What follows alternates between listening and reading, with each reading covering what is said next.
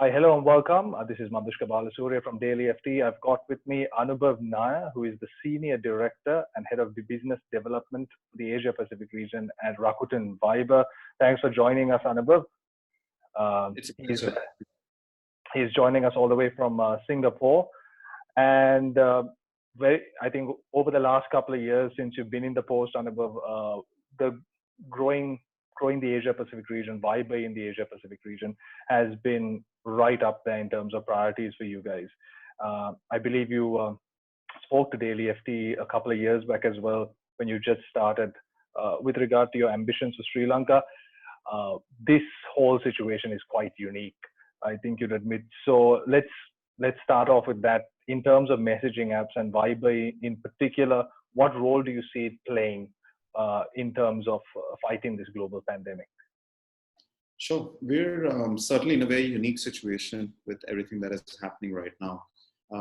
I see Viber playing specifically two very specific roles right now. I think the first is to ensure that we provide authentic and reliable information available to all our users. It's not necessarily Viber who's actively doing it, but it's about partnering with different organizations who have the necessary credentials. Because I think there's a lot of information that is always, just being passed around. So it's very important to ensure that all users can get access to information which they can trust and which they can eventually share with their friends and family. So that's one. The second aspect is around the fact that because of the physical distancing that is there, I think it's very important for us also to look inwards and ensure that we provide a very reliable platform, a platform which is which does not have downtime at this given time, a platform which is very private and secure. I think that's something which is very important. And finally, also given the current scenario where there are so many people who are sort of at a distance from each other, there are certain new initiatives, new features that start becoming very relevant. And that's right. The other area which we've also focused heavily on. Could you elaborate on some of those new initiatives and features? So at this time, we've seen that, for example, if I just look at Sri Lanka, our overall traffic has actually nearly doubled. Actually, it's more than doubled on most of our key parameters, which means that if 10 people are using us today, it's around 22, 23. So it's actually double, not only in terms of number of users, but also in terms of the actual content that is being exchanged actively. So what that tells us is that different new cases are coming up. And at this time, we have seen group features in particular to have really shot up. So that's something which is very interesting. And we realized that immediately back in the month of, I would say, March or so, that at this time, people are connecting with their friends, with their family, because they can't probably meet them because of the reasons that we've discussed. And what we immediately did was we realized that there is a need, and we increased our group audio calling, for example, from 5 to up to 20 members. So today on Viber, you can have 20 people getting onto a conference call at any given point of time. And the users are plenty, right? I mean, it's not only about connecting with your friends and family, but think of, we've got examples across the world where people are using us in companies as a corporate solution. There are also cases where teachers are using it for education, connecting with kids and so on.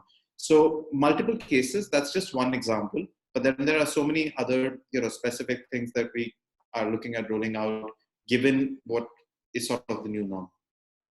Yeah, I think one of the few areas where it's a bit unique to Viber has been your sort of partnerships with organizations like the Health Promotion Bureau and the WHO, where I think there are bots that are available within the Viber app as well as communication channels.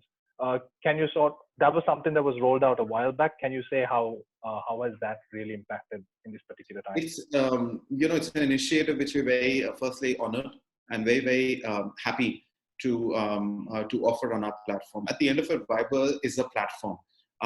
We help people connect, and therefore we can provide people a gateway and access to information and information that is good for them. And that's why we partner with the World Health Organization at a global level. The bot that helps you check for symptoms, helps you, sort of identify what's the truth and what's a myth, and also information happening at a global level can all be accessed using this bot.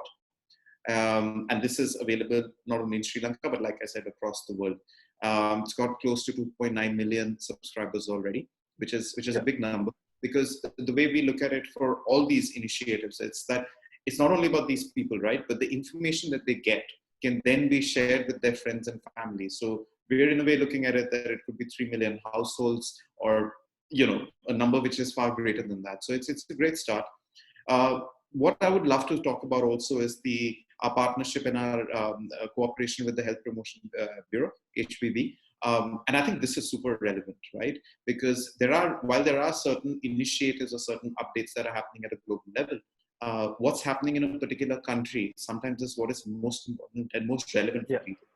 So when we started this community, we realized that this can be a place where all people in Sri Lanka, all citizens can get access to this information about, firstly, what is the latest that is happening in terms of government updates, in terms of the lockdown, in terms of precautions to take, clusters, etc., etc. Every information that could be available, because again, it's ensuring that you don't have too much of false information floating around. And even if there is somebody who has some false information, here's a place which we would always encourage everyone to go to.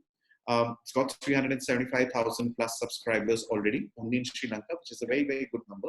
Because like I said, I mean, these could be people who are providing access to information to their households also, or to their friends, or to their family. And this number keeps growing. I guess the last point from my side on this is that we've also actively promoted it.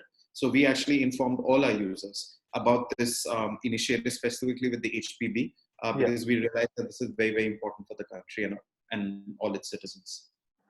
You touched upon fake news and like false information and all that. So obviously having communication channels available with official organizations helps with that. What else is Viber doing in terms of cracking down, in terms of raising awareness on fake news, and how people can sort of disseminate and like sort of identify the false information from the real ones?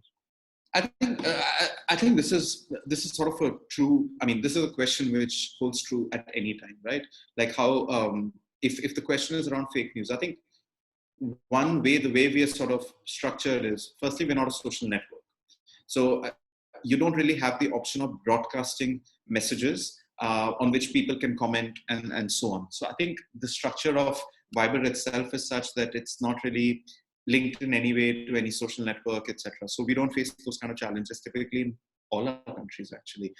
The second aspect is that if there are obviously certain algorithms that we also have where, there are certain, I would say, behavioral traits which one can see and identify and take action. So for example, if suddenly there's a new number which gets registered and there's a lot of messages going to contacts randomly, it's the same message, over the years, we've also built certain tools which can help us identify behavior of spammers versus genuine behavior. And of course, our biggest asset is always our users, because in any case, there is always the option of flagging content, which our support team looks at very aggressively. But typically, we don't face this as a strong challenge because, like I said, we're not really a broadcasting tool. We're a platform which helps you connect with your friends and family. If you have somebody who's unknown to you sending you a message, the behavior is that you'll either block them or you'll probably not respond to them unless you want to participate in that discussion. But getting updates from people who you don't know, that's just not a platform. That's just not the way the architecture of Viber works. Right. I'm just building on the theme of Viber being a sort of standalone platform, unlike, say, something like Facebook or WhatsApp, even Instagram, which are all sort of interconnected. How does that sort of set Viber apart, and what are some of the challenges as well as benefits of that? We definitely, we definitely, I would say, the most private and secure platform. And I think in a country like Sri Lanka, other parts of Asia, privacy is something which is gaining importance. And I think people are now realizing that privacy is something which they should value, and they do, and they have started valuing.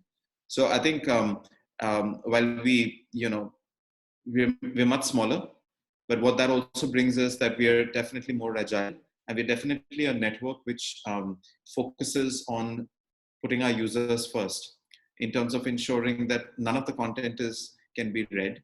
I think that's very important. We're end-to-end encrypted by default, which is also very, very important because there's certain apps which are not end-to-end encrypted by default. And most importantly, we don't share information even if you're encrypted with other media platforms, which is a clear differentiator. So I think that's one aspect. But what we have seen is... Sorry, could you just go back to that last point and just elaborate on that a little bit? So what I'm saying is like information around behavior, etc., etc. It's something which we can't provide because we're end-to-end encrypted. So sometimes even if an advertiser is asking us, think about it. If an advertiser asks that, hey, if they can find out what people are talking about, they can cater to, they can provide ads which target that behavior, right? If you and I are talking about, let's say, pizzas, then you can have somebody who shoots us a pizza ad. And that is not possible on Fiverr, but that's possible on some other platforms. And the reason for that is because we are end-to-end encrypted. So I do mean it when I say it that in a lot of aspects, we put our user ahead of even revenue. Of course, we're a company. We also have certain objectives, business objectives, but at the same time, we don't compromise on user privacy.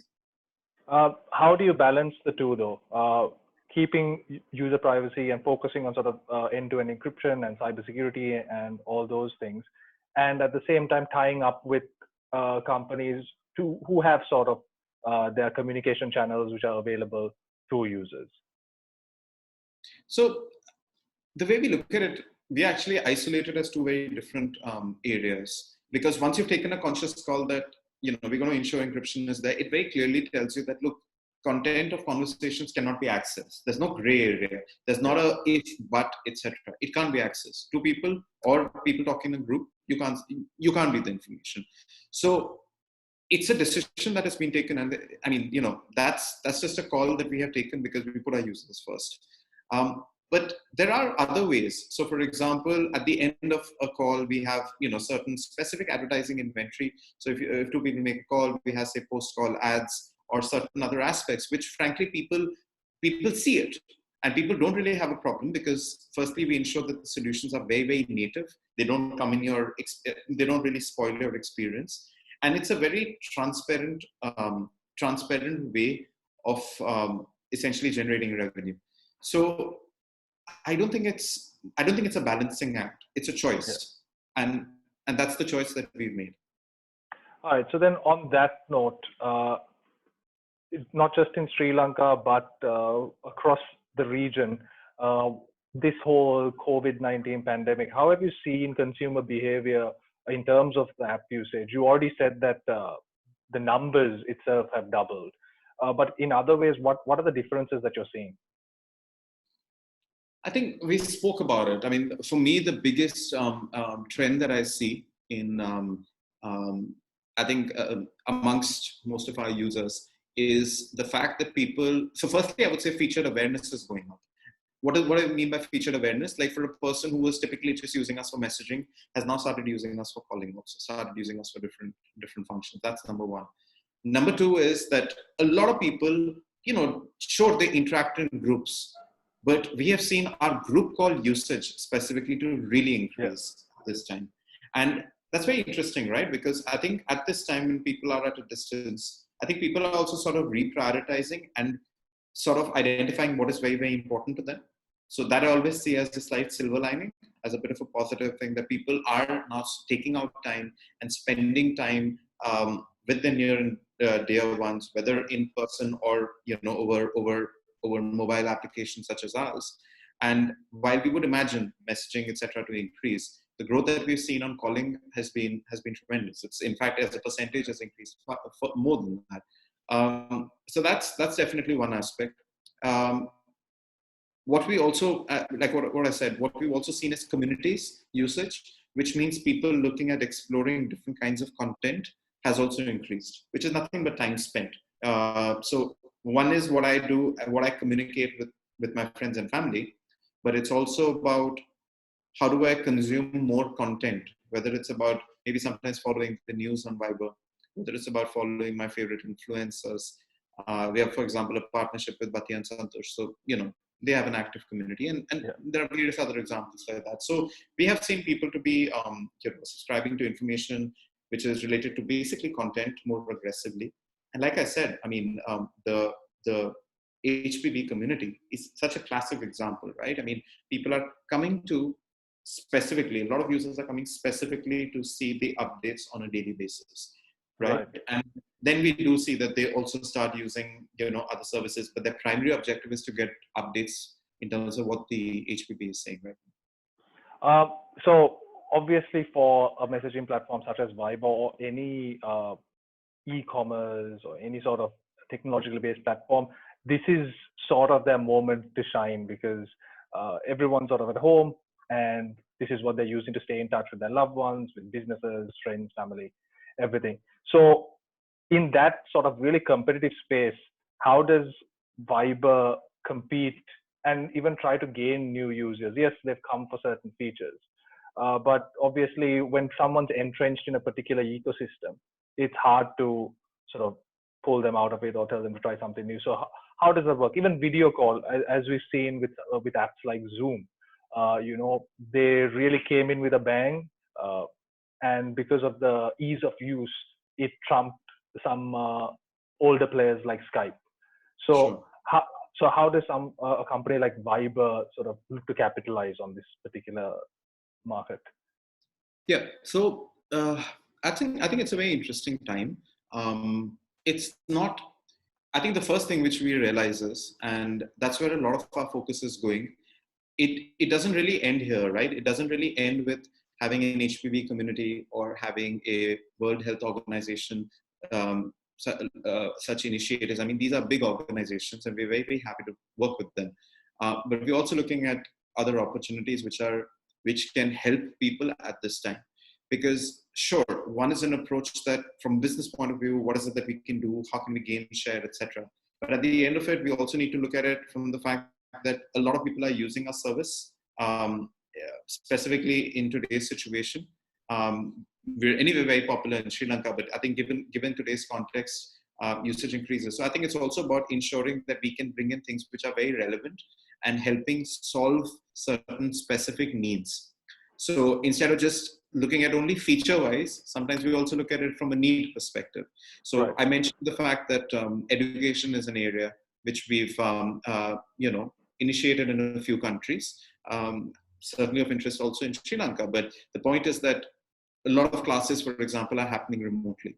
Sometimes information needs to be like updates around assignments, etc. These are things which can easily be solved using our Viber community feature, which can have unlimited number of people, or you can also use our group audio conference, etc. I think it's about identifying specific needs. So I think that's number one. What I always have said, I've always believed in, and I think it's also true, is that when it comes to Sri Lanka, I think we spend a lot of time in localizing our initiatives. I think that's very, very important. We have today Viber available in both Sinhala and in Tamil, in both the languages, which we realize is important because it's not necessary that everybody communicates or everybody can read or understand perfect English. So we realize that localization on that aspect is important. For example, the Sri Lanka New Year's happened recently, so there were certain specific things that we had done at that time, because I think it's very important to understand at a grassroots level what are the important behaviors in a country, and then identify certain things rather than just say a team sitting in Singapore and just thinking of rolling out some initiatives. So we do have a team in Sri Lanka also, and that's some of the things which we keep doing. We try and understand what our users want and keep introducing not necessarily new features only, but also making people understand how features can be adopted to different occasions. Right. Are there any features in the pipeline that that maybe you can tell us about? Well, if it's in the pipeline, it's always a bit difficult to share. But I think look, what I can say is that I think we're at a stage where no one knows what the new normal will be, and I do think that from whatever, we see and understand, that it will take a few months, maybe even more than that, for everything to go back to a normal. But perhaps the perfect normal is still some distance away, right? So Right. across the world, I mean, I don't think any country is different in that respect. So I think that's sort of become our key priority, where we've understood that, okay, now, given this is the new norm, or this is how people are going to be sort of living, we need to look at reinventing ourselves, which means that when we look at, innovation pipeline and everything that we do in the company, there are certain things that we are now trying to prioritize. And then there could be certain aspects which are probably not so important, which could be very, very relevant maybe 4 or 5 months back. So I think it's more than, what are the specific features we're looking at. Yeah. I think we're just trying to be agile and innovate to how things are changing as we speak. Yeah, since you brought up the new normal, could you maybe give us an example? So obviously we're going, January, February, it's business as usual. March comes, and then April comes, and now we're in May. And then obviously you would have seen this across. China would have been. It was very clear what was happening. So for Vibe, how did you all prepare for it? Even after preparing for it, what was the impact?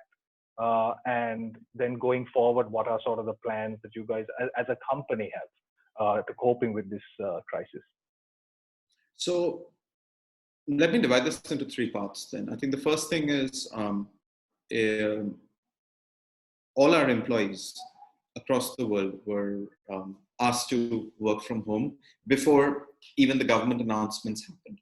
Right. So I think that's something which even personally I'm very, very happy and proud to work for a company, because I think it's very important across all companies, across all businesses, for employees to be taken care of. So across all our offices, that instruction was provided to work from home. And I think what's been very, very interesting is that initially, of course, there'll always be slight teething issues, right? I mean, because people are not used to it. How do you work? But it's kind of interesting how not only Viber, I think companies across the world are adapting to this. I think that's probably been the most fascinating thing, maybe, which has happened in the last 15 to 20 years, maybe even more than that. Like the concept of work from home has suddenly become possible. I mean, this discussion has suddenly become possible, right?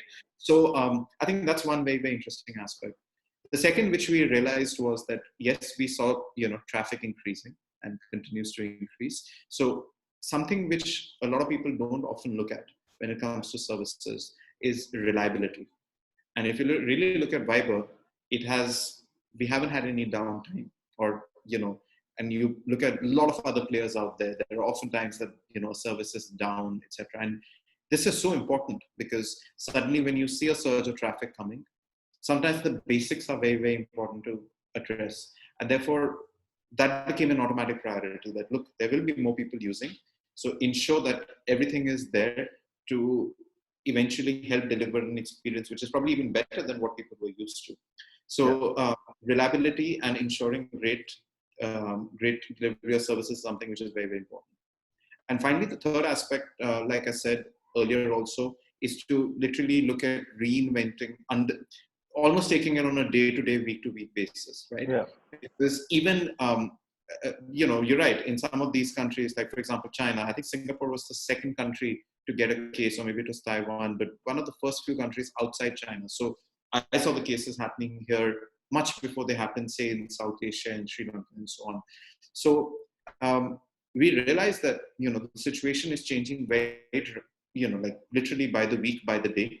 And also literally it's changing in each country also on a very dynamic basis. So there are so many factors at play that what we may feel is extremely relevant for all our users this week may not be very relevant maybe next week. Maybe there is something else that gains importance, or maybe there's something else which gains importance after 2 or 3 weeks. So I think reinventing our own roadmap was sort of the third pillar. After ensuring that employee well-being has been taken care of, and we ensuring that we're providing all our users a reliable service, naturally these things go hand in hand. We also looked at how we can look at reinventing our product roadmap. That final point is quite an interesting one, because looking ahead, this is probably the first time in recorded history where it's very difficult to actually plan ahead, and especially for a market such as the messaging platforms, where innovation was over the years, over the recent past, more incremental than sort of revolutionary. Um, all of a sudden, you're forced to sort of think on your feet. You can't plan too far ahead. Uh, what are some of the benefits of that, if there are any, and obviously the drawbacks? I think I wouldn't really necessarily look at it as a trade-off, because what we have seen is incremental benefits can sometimes provide a tremendously great experience. So everything does not need to be revolutionary. So I'll give you an example. We talked about group audio calls, right? So we increased the usage from 5 to 20. In a way, it sounds incremental, right? You've just got more people.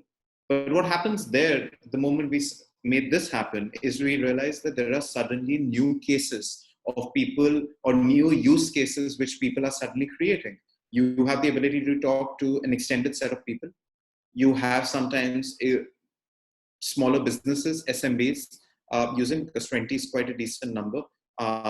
You realize that certain audio conferences, for example, can happen. I talked about education, and I can give 10 different examples. So it's interesting that sometimes when it may on paper look like, yeah, but this is just an increase in numbers. But what it leads to is, a big delta change. So I think you're right. It also is a great lesson for all organizations such as ours also, that incremental benefits can also be revolutionary, as you said.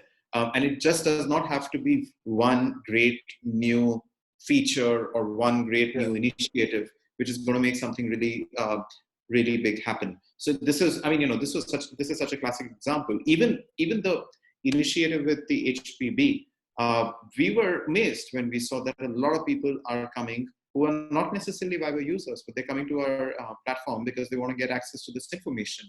Now, community has always been available for the last 18 months. So, but the fact that a specific initiative has been taken gives a lot of people a real reason to use your product and service. So you're right. It's a different approach of thinking, but I think the key lesson over here is you don't need to necessarily have big ideas to create big impact. Then just to sort of wrap things up, over the next, up until I suppose we find a vaccine for this virus, we don't know when the old normal is going to come back, but normality is going to return. But over the next year or so, what is your hope for the industry and just for the world in general? What would be the best case outcome for you guys? I think, I would probably speak for so many people, right? More than the industry, I think the first is just the health of everyone. It's a hope, and therefore the hope will always be to the fact that this can be eradicated, and a vaccine can be provided or can be discovered as soon as possible. Because honestly, I'm not a health expert, and therefore my wish or my hope will be exactly what I would imagine anybody on the road, anybody's wish would be. Because I think no one, there's a lot of suffering happening across the world, and everybody wants things to get better, and ideally things to become as they were. But I think we must look at it positively, and I think for every issue that we have, I think that's just me personally. I believe that it's also given a lot of people an opportunity to discover things which they've probably just never had a chance to discover all these years, because you're in a sort of a set pattern, just how things have been running. But I think people are spending more time with their family, which is such a good thing. People are, I think, generally speaking, being more caring and more respectful towards each other in different ways. So I hope that we can find a solution, and the medical experts can find a solution to this as fast as possible. And I definitely believe that people will come out as nicer and stronger people once this finishes. All right. Thank you so much for joining us. Best of luck with everything, and obviously stay safe. Yeah, pleasure having me, and please do stay safe, you and your family. Thanks so much.